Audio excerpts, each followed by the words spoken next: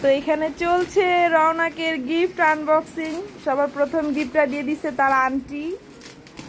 তো এই তো দুজনে মিলে খুলতেছে।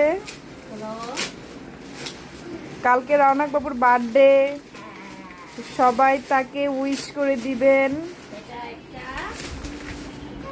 এটা তোমার গিফট, দেখো কি এটা হলো।